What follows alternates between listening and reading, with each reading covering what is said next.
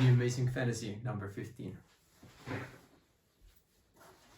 Spider-Man, Spider-Man, does whatever a spider can. Amazing Fantasy number 15. When was this comic book released? It was released on August 10 of 1962. Who was the creator of this comic book? Stan Lee. Who doesn't know Stan Lee?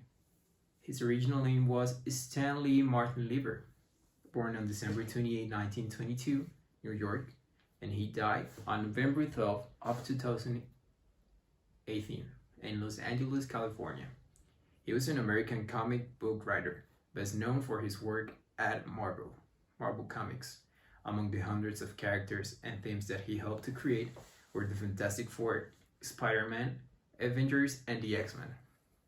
After graduating from high school at age 16, Lieber was hired as an editorial assistant for Timely Comics, and in 1942, he was promoted to editor. By that time, he had begun writing comic books. Jack Kirby created the Fantastic Four, about 4 astronauts who gained superpowers after a cosmic incident. The series made him an atlas, now known as Marvel. Major forces in the comic world. 1 year later, Stan Lee and artist Steve Ditko created Spider-Man, who's gonna talk about it. Amazing Fantasy number 15 is a comic book of action. It's fiction. Okay, so why do I choose this book? Because I really enjoy watching and reading the comics, watching the movies of Spider-Man. Why? Because since I was younger, I'm gonna post. I watched the movies of Tobey Maguire. It's not like the same of the comic book, but it's mainly like the history of Spider-Man.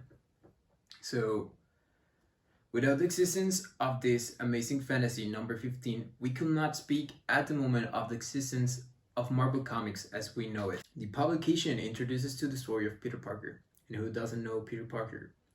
Peter Parker is a student being bitten by a radioactive spider. He receives powers and abilities of an arachnid.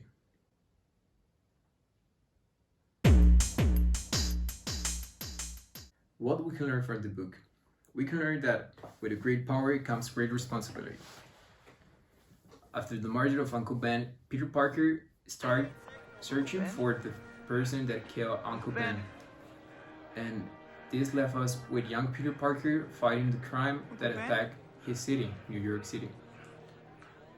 This phrase, with a great power comes great responsibility, it's so meaningful because, for example, Obama, when he was US president, he had so much responsibilities for the country. Peña Nieto. Nowadays, AMLO has so much power on this country and had so much responsibility that he's trying to help people, but he's not doing it correctly. So this is why I like this book, and I recommend it because I really enjoy watching Spider-Man movies, Spider-Man comics.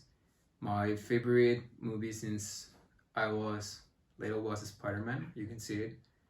And my favorite movie now from Spider-Man is Spider-Man in the Spider-Verse. It's great. Watch it.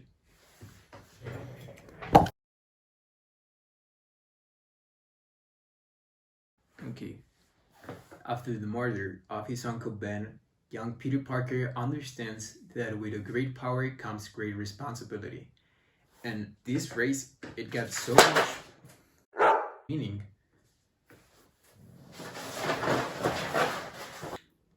The publication